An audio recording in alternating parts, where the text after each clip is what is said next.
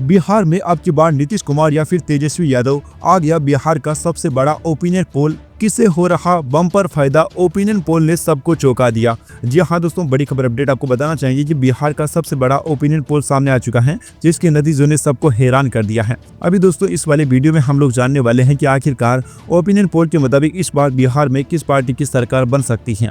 बिहार में विधानसभा चुनाव 2025 के लिए तारीखों का ऐलान कर दिया गया है। 2 चरणों में 6 और 11 नवंबर को वोट डाले जाएंगे और 14 नवंबर को नतीजे आएंगे। चुनाव तारीखों के ऐलान के साथ सियासी तापमान बढ़ता जा रहा है। मेट्राइज IANS द्वारा किए गए ओपिनियन पोल ने इस सब की तस्वीर सामने ला डाली है। 243 विधानसभा सीटों के इस चुनाव में किसे फायदा हो सकता है और कौन सी राजनीतिक पार्टियां आती हैं, इसकी जानकारी इस सर्वे में सामने आ चुकी है। ओपिनियन पोल के अनुसार 2025 में NDA को 150 से लेकर 160 सीटों पर जीत मिल सकती है।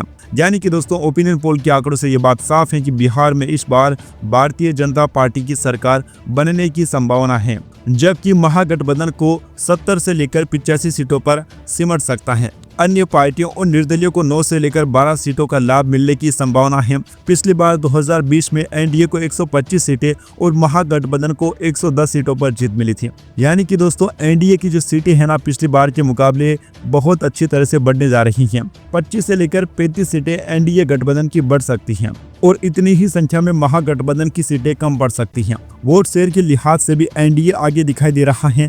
इस सर्वे में NDA को 49% वोट मिलने का अनुमान है, महागठबंधन को 36% और अन्य पार्टियों को 15% वोट मिल सकते हैं। 2020 के आंकड़ों के मुताबिक NDA को 37.26%, महागठबंधन को 37.23% और अन्य को 25.51% वोट मिले थे। सर्वे में यहां भी देखा गया है कि मुख्यमंत्री नीतीश कुमार के कामकाज से 42% लोग बहुत संतुष्ट हैं, जबकि 31% लोग संतुष्ट और 23% असंतुष्ट बताए गए हैं। केवल 4% लोग इस सवाल का जवाब नहीं दे सके।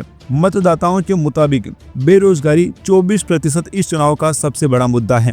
इसके अलावा भ्रष्टाचार 10%, प्रधानमंत्री मोदी का चेहरा 9%, शिक्षा 8% और अन्य मुद्दे 49% मतदाताओं के लिए प्राथमिकता में हैं। CM के पद के लिए मतदाताओं की पहली पसंद नीतीश कुमार रहे, जिन्हें 42% लोगों ने चुना। तेजस्वी यादव को 15%, प्रशांत किशोर को 9%, चिराग पासवान को 8% और सम्राट चौधरी को 3% वोट मिले। बाकी 23% मतदाता किसी अन्य को प्राथमिकता दे रही हैं, उन्हें ये कोई भी पसंद नहीं है। सर्वे में यह भी सामने आया है कि 57% लोग मानते हैं कि PM मोदी की लोकप्रियता का असर बहुत पड़ रहा है, लेकिन 8% ने थोड़ा असर बताया और 21% ने कहा कि कोई असर नहीं है। 14% मतदाता इस सवाल का जवाब नहीं दे पाए। बिहार में SIR के मुद्दे पर मतदाताओं की राय भी सर्वे में सामने आई है। 54% लोग इसे सही बता रहे हैं। केवल 17% लोगों का मानना है कि SIR जरूरी था, जबकि 13% का कहना है कि इसे केवल चुनावी फायदे के लिए लागू किया गया। 16% मतदाता इस सवाल का जवाब नहीं दे सके। इस सर्वे के आंकड़े बता रहे हैं कि NDA इस बार बढ़त में है और सीटों के लिहाज से महागठबंधन पिछड़ सकता है। वहीं नीतीश कुमार की लोकप्रियता और PM मोदी की छवि NDA के पक्ष में काम कर रही है। चुनावी समीकरण और मतदाता की प्राथमिकता को देखते हुए बिहार के 2025 के विधानसभा चुनाव में हमें कड़ी टक्कर देखने को मिल सकती है। दोस्तों ये सर्वे मेट्राइज IANS ने ओपिनियन पोल किया है, जिसके मुताबिक ये रिजल्ट हमने आप लोगों को बताया है और इस सर्वे में 46,862 लोगों से बात की गई है, जिसके नतीजे अभी हमने आप लोगों के सामने रखे हैं। वैसे दोस्तों आप लोगों को क्या लगता है, बिहार में इस बार किस पार्टी की सरकार बन सकती है? आपकी जो भी राय है नीचे कमेंट बॉक्स में बताना ना भूले।